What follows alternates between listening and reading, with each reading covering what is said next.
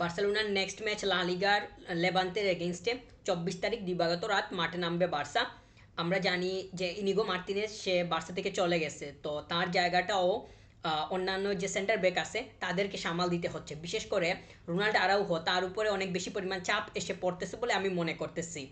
যদিও Ronaldo Araujo যথেষ্ট পরিমাণ এক্সপেরিয়েন্সড একজন প্লেয়ার, তার ন্যাশনাল টিমের হয়েও অনেকগুলো ম্যাচ খেলার এক্সপিরিয়েন্স আছে, বার্সাতে তো সে অনেক দিন থেকেই খেলে আসতেছে। তবুও সে যেহেতু বড় একটা ইনজুরি থেকে ফিরে আসছে, এই জন্য বলতেছি যে তার মানে ইনিগো মার্তিনেজ চলে যাওয়াটা তার উপরে এসে একটু মানে প্রেশার পড়তেছে ওই বিষয়টাও। তো একই সাথে তার জায়গাটা তাকে সামাল দিতে হচ্ছে। ঠিক তেমনই গত সিজনে যেমন ইনিগো মার্তিনেজ থাকার কারণে বার্সা অনেক বেশি পরিমাণ সুবিধা পাইছিল, কিংবা ইনিগো মার্তিনেজ যেই পরিমাণ আহ, মানে ডেডিকেশন নিয়ে কিংবা যেইভাবে রুলটা প্লে করছে, ওই একই আহ, তালটা ধরে রাখতে হবে রোনাল্ড আরাউহোকে। আমরা জানি যে রোনাল্ড আরাউহো এর উপরে অবশ্যই ভরসা রাখা যায়, যেহেতু সে ইনজুরি এর প্রবণতা তার ভেতরে আছে। সে বড় একটা ইনজুরি থেকে ফিরে আসছে, আমরা জানি যে লম্বা একটা সময় সে মাঠের বাইরে ছিল। তো ওই বিষয়গুলো তার বর্তমান সময়ে এসে সে যেহেতু সুস্থ অবস্থায় আছে, সুস্থ থাকলেও ওইটার প্রভাব কিন্তু তার উপরে এখন অবধি রয়ে গেছে বলে মনে করতেছি। তো ওই রয়ে যাওয়া প্রভাবটা সে যাতে সফলভাবে কাটিয়ে উঠতে পারে, অফিসিয়াল মিনিটে ম্যাচে আমরা তাকে দেখতে পারবো যে সে আসলে ওই ইঞ্জুরিটা কতটুকু পরিমাণ রিকভার করতে পারছে। ইতিমধ্যে আমরা একটা ম্যাচে তাকে দেখছি, তো একটা ম্যাচ দেখে তাকে যথেষ্ট পরিমাণ জাজ করা কোনোভাবেই ঠিক হবে না। সামনে ম্যাচ আসতেছে লেভান্তের এগেনস্টে, 24 তারিখে ম্যাচ আছে, দিবাগত রাত বার্সা মাঠে নামবে। তো ওইখানে যদি রোনাল্ডো আরাউহোকে একদম পুরোপুরি শক্তিশালী হিসাবে, পুরোপুরি ফিট হিসাবে যদি পাওয়া যায়, সেটা বার্সার জন্য অনেক বেশি পরিমাণ আশীর্বাদ হয়ে দাঁড়াবে বলে আমি মনে করতেছি। তাছাড়া ইনিগো মার্তিনেজের জায়গাটা যথেষ্ট পরিমাণ সলিডভাবে ধরে রাখাটা এবং ওই রুলটা প্লে করাটাও রোনাল্ডো আরাউহো এবং সিবিতে আরও যে থাকবে দুজনেরই এখানে দায়িত্বের মধ্যে পড়বে বলে আমি মনে করতেছি। ইনিগো মার্তিনেজ যেইভাবে টিমের সাথে ফিট হয়েছিল, এই সিজনটা যদি সে থেকে যেত, তাহলে আমার কাছে মনে হয় যে রোনাল্ড আরাউহো এর সাথে তার একটা ভালো বন্ডিং তৈরি হওয়ার সম্ভাবনা তৈরি হইলেও হইতে পারতো। যদি কোচ দুজনকে একসাথে খেলানোর দিকে আগাইতেন, তাহলে এইটা তো একটা বিষয় হইতো। আর যদি একজনকে রেখে আরেকজন মানে রুল প্লে করতো, তখন দেখা যাইতো যে সাবস্টিটিউট হিসাবে একজন শক্তিশালী প্লেয়ারকে, একজন খুবই স্ট্রং প্লেয়ারকে পাওয়ার সম্ভাবনা তৈরি হইতো। যেহেতু ওই উপায় নাই, সেহেতু রোনাল্ড আরাউহোর উপরে একটু প্রেশার পড়তেছে বলে আমি মনে করতেছি। লেভান্তের এগেনস্টে অবশ্যই দেখা যাবে যে রোনাল্ড আরাউহোকে অবশ্যই দেখা যাবে, এবং এটাও দেখা অনেক বেশি পরিমাণ মুখ্য হবে যে সে ইনিগো মার্তিনেজের জায়গাটা কতটুকু পরিমাণ সলিডলি রান করতে পারতেছে। এটা এই কারণে বলতেছি, গত সিজনে আমরা একই তালে একই দ্বারায় রোনাল্ড আরাউহোকে পাই নাই। যেহেতু ইনিগো ছিল, ইনিগো এখন নাই, তাহলে ওই জায়গাটা যাতে একদম প্রপারলি ধরে রাখা যায় এবং ওই রুলটা প্লে করা যায়, সেই দিকে মনোযোগ দেওয়াটা অনেক বেশি পরিমাণ দরকার হবে। তো ইনিগো চলে যাওয়া এবং ইনিগো এর জায়গাটা সে যেইভাবে গত সিজনে প্লে করছে, সেটা এই সিজনে কতটুকু পরিমাণ সলিডলি আগায়, সেইটা হবে দেখার অনেক বড় একটা বিষয়। আমার কাছে মনে হয় যে এখানে সমস্যার এত বেশি পরিমাণ কোনো কিছু তৈরি হবে না, তবে এত নিশ্চিতভাবে কোনো কিছু বলা তো সম্ভব না। ম্যাচের মধ্যে দেখতে হবে যে আসলে সেইটার প্রভাব থাকে কি না। কিছু কিছু ক্ষেত্রে থাকার সম্ভাবনা বেশি বলে মনে করছি।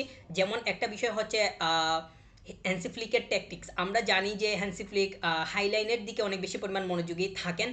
গত সিজনটাতে আমরা সেটা তো দেখতেই পারছি, প্রতিটা ম্যাচেই এই রুলসটা দেখা গেছে, এবং ইনিগো মার্তিনেজ ওই রুলটা যাতে ঠিকঠাক মতো ওই রুলটা যাতে ঠিকঠাক মতো এক্সিকিউট করা যায়, ওইটার জন্য মুখ্য ভূমিকা পালন করছে।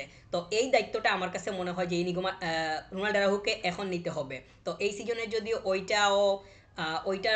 মানে সঠিক বাস্তবায়ন ঘটাতে চাওয়া হয়, তাহলে সিবিতে রোনাল্ড আরাউহো এর এই জায়গাটা শক্তভাবে ধরতে হবে। এই বিষয়টাকে যদি সে ঠিকঠাক মতো ধরতে পারে, তাহলে আমার কাছে মনে হয় যে ইনিগো মার্তিনেজের জায়গার অভাবটা এত বেশি পরিমাণ বোঝা সম্ভব হবে না। তো এটাই হইতেছে চাওয়া, যাতে ওর অভাব এই সিজনে এসে কোনোভাবেই ঘাটতি তৈরি না করে। তো বার্সা যদি সিবির দিকে ভালোভাবে মনোযোগ দিতে পারে, ডিফেন্ডের যে ওয়ালটা আছে, এই ওয়ালটা যদি সঠিকভাবে রান করতে পারে, আমার কাছে মনে হয় যে ওইখান থেকে যেই পরিমাণ সাপ্লাইগুলো যাবে, কিংবা ওইটার সাথে যখন মিডিয়ার একটা কানেকশন তৈরি হবে, তখন সেটা সুন্দরভাবে আগাতে পারবে। আর যদি দেখা যায় যে সিবিতেই নড়বড়ে অবস্থা, কিংবা ইনিগো মার্তিনেজ চলে যাওয়ার কারণে যে একটা অভাব তৈরি হয়েছে, অভাবই বলবো, কারণ গত সিজনটাতে তো আর রোনাল্ডো আরাউহো সে একই তালে খেলে নাই, সে ছিল না, তো সে এই সিজনেই বলতে গেলে আসছে। তো সে এসে যদি এখন গত সিজনের মতো একইভাবে ওই জায়গাটা মানে প্লে করতে পারে, তাহলে সেটা হবে সব থেকে সুবিধাজনক বিষয় বার্সার জন্য, এবং অবশ্যই এটা পজিটিভলি নিতে হবে। আমরা গত সিজনটাতে প্রতিটা প্রতিটা সাইডের খুব ভালো কম্বিনেশন দেখছিলাম, বিশেষ করে সিবির সাথে মিডের যে বুঝাবুঝির যে বিষয়টা, সেটা খুব ভালোভাবে ফুটে উঠছিল। তো ওইটা যাতে এখন খুব ভালোভাবে প্রস্ফুটিত হয়, সেইটার দিকে বার্সা অবশ্যই নজর দিবে, এবং এটা থাকবে অনেক বেশি পরিমাণ চাওয়ার বিষয়।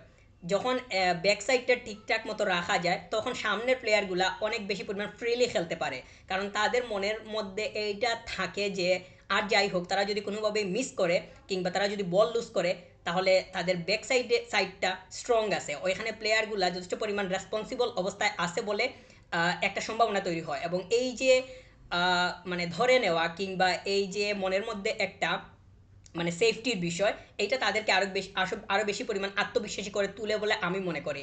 তো সামনের যে প্লেয়ারগুলো বিশেষ করে তো একদম ফ্রন্ট লাইনের যদি চলে যাই, ফাইনাল থার্ডে যারা থাকবে, এই প্লেয়ার্সগুলা যাতে একদম ফ্রিলি খেলতে পারে, এটা হবে গিয়ে একটা বড় বিষয়। তো এইটার জন্য উচিত হবে ব্যাক সাইডটাকে ঠিকঠাক মতো সামাল দেওয়া। ব্যাক সাইডটা যদি ঠিকঠাক মতো রাখা যায়, ব্যাক সাইডের প্লেয়ারগুলো যদি নিজেদের পজিশনকে সঠিকভাবে হোল্ড করতে পারে, তখন দেখা যাবে যে এইটা থেকে অ্যাডভান্টেজ পাইতেছে সামনের প্লেয়ারগুলো, যেটা গত সিজনে দেখা গেছে।